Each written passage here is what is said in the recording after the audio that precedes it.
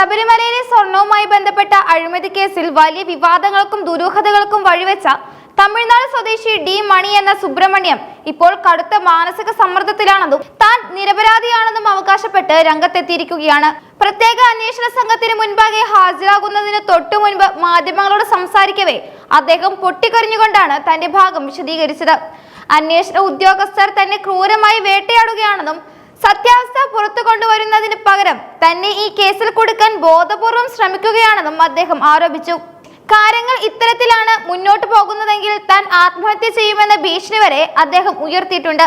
പാവപ്പെട്ട കുടുംബത്തിൽ ജനിച്ച താൻ പടിപടിയായാണ് ഇന്നത്തെ നിലയിലേക്ക് വളർന്നതെന്നും തനിക്ക് സ്വർണ്ണക്കടത്തുമായോ വിഗ്രഹക്കടത്തുമായോ യാതൊരു ബന്ധവുമില്ലെന്നുമാണ് അദ്ദേഹത്തിന്റെ വാദം. അന്വേഷണത്തിന്റെ ഭാഗമായി തന്റെ ഫോൺ ഉൾപ്പെടെയുള്ളവ ഉദ്യോഗസ്ഥർ പരിശോധിച്ചുവെന്നും താൻ പൂർണ്ണമായും സഹകരിക്കുന്നുണ്ടെന്നും അദ്ദേഹം പറഞ്ഞു. തന്റെ പേരിനെ ചൊല്ലി ഉയരുന്ന വിവാദങ്ങൾക്കും അദ്ദേഹം വിശദീകരണം നൽകി. മാധ്യമങ്ങൾ വിളിക്കുന്നത് പോലെ താൻ ഡി മണിയല്ലെന്നും തന്റെ യഥാർത്ഥ പേര് MS മണി എന്നാണെന്നുമാണ് അദ്ദേഹം ആവർത്തിക്കുന്നത്. എന്നാൽ ഇയാളുടെ പേര് ബാലസുബ്രഹ്മണ്യം എന്നാണെന്ന് പോലീസ് കണ്ടെത്തിയിട്ടുണ്ട്.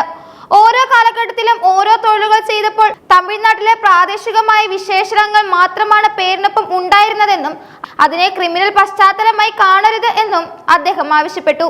തമിഴ്നാട്ടിലെ ദിണ്ടിഗൽ കേന്ദ്രീകരിച്ച് റിയൽ എസ്റ്റേറ്റ് ബിസിനസ് നടത്തുന്ന താൻ കേരളത്തിലേക്ക് വരുന്നത് വളരെ അപൂർവമാണെന്നും ഇതുവരെ ശബരിമല ദർശനം പോലും നടത്തിയിട്ടില്ലെന്നും അദ്ദേഹം വെളിപ്പെടുത്തി. തന്റെ ഉറ്റ സുഹൃത്തായ ബാലമുരുകൻ എന്നയാളുടെ പേരിലുള്ള സിം കാർഡാണ് താൻ ഉപയോഗിക്കപ്പെടുന്നത്. ബാലമുരുകൻ പാവപ്പെട്ട ഒരാളാണെന്നും അയാളെയും തന്നെയും ഈ കേസിലേക്ക് വലിച്ചടിക്കുന്നത് വലിയ ക്രൂരതയാണെന്നും മണി വാദിക്കുന്നു. എന്നാൽ ചോദ്യം ചെയ്തത് ഡി മാണി തന്നെയാണെന്ന് ശാസ്ത്രീയമായ പരിശോധനകളിലൂടെ പ്രത്യേക അന്വേഷണ സംഘം ഇതിനോടകം തന്നെ സ്ഥിരീകരിച്ചിട്ടുണ്ട്.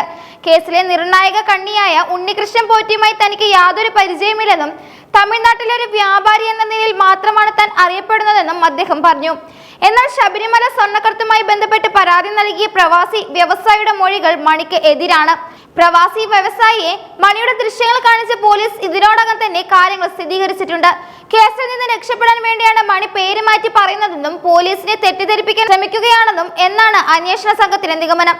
ശബരിമലയിലെ പഴയ സ്വർണവും പുരാതനമായ പഞ്ചലോക വിഗ്രഹങ്ങളും കടത്തിയതിൽ മണിക്ക് വലിയ പങ്കുണ്ടെന്ന് വിജിലൻസിന് ലഭിച്ച രഹസ്യ വിവരം.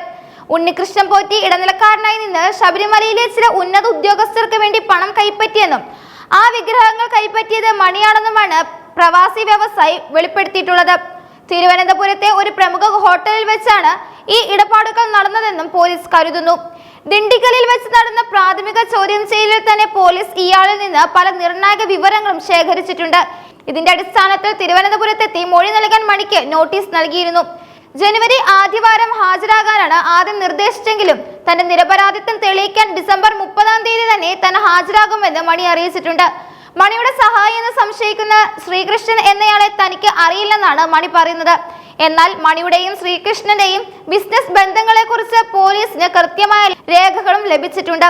അന്താരാഷ്ട്ര തലത്തിലുള്ള പുരാവസ്തു കടത്ത് സംഘങ്ങളുമായി മണിക്ക് ബന്ധമുണ്ടോ എന്ന കാര്യമാണ് ഇപ്പോൾ എൻഫോഴ്സ്മെന്റ് ഡയറക്ടറേറ്റ് ഉൾപ്പെടെയുള്ള ഏജൻസികൾ പരിശോധിക്കുന്നത്. ശബരിമലയിൽ നിന്നുള്ള സ്വർണം എങ്ങനെ തമിഴ്നാട്ടിലെത്തിയെന്നും അത് എങ്ങനെയൊക്കെ മറിച്ചു വിറ്റു എന്നും കണ്ടെത്താൻ മണിയെ വിശദമായി ചോദ്യം ചെയ്യേണ്ടതും അനിവാര്യമാണ്. കേരളത്തിലെ വലിയൊരു രാഷ്ട്രീയ വിവാദമായി മാറിയ ശബരിമല സ്വർണ്ണക്കടത്ത് കേസിൽ മണിയുടെ അറസ്റ്റ് ഉണ്ടായാൽ അത് പല ഉന്നതരുടെയും മുഖംമൂടികൾ അഴിക്കുമെന്ന് രാഷ്ട്രീയ നിരീക്ഷകർ കരുതുന്നു. പോലീസ് പിടികൂടുമെന്ന ഭയത്തിലാണ് ഇപ്പോൾ മാധ്യമങ്ങൾക്ക് മുന്നിൽ വന്ന് ആത്മഹത്യ ഭീഷണി മുഴക്കി സഹതാപം പിടിച്ചു പറ്റാൻ മണി ശ്രമിക്കുന്നതെന്നാണ് പോലീസ് വിലയിരുത്തൽ. എന്നാൽ എല്ലാ തെളിവുകളും ശേഖരിച്ച ശേഷം മാത്രമേ അറസ്റ്റിലേക്ക് കടക്കുകയുള്ളൂ എന്ന് അന്വേഷണ ഉദ്യോഗസ്ഥർ വ്യക്തമാക്കിയിട്ടുണ്ട്. മണിയുടെ ഫോൺ റെക്കോർഡുകളും ബാങ്ക് ഇടപാടുകളും പരിശോധിക്കുന്നതിലൂടെ അഴിമതി പണം എങ്ങോട്ടൊക്കെ പോയി എന്ന കാര്യത്തിൽ വ്യക്തത വരുമെന്നാണ് പ്രതീക്ഷിക്കുന്നത്. ശബരിമലയിലെ ഭക്തരുടെ വികാരങ്ങളെ മുറിപ്പെടുത്തിയ ഈ വലിയ തട്ടിപ്പിൽ പങ്കാളിയായ ഓരോരുത്തരെയും പുറത്തു കൊണ്ടുവരുന്നതുവരെ അന്വേഷണം തുടരുമെന്നാണ് സർക്കാരിന്റെ നിലപാട്.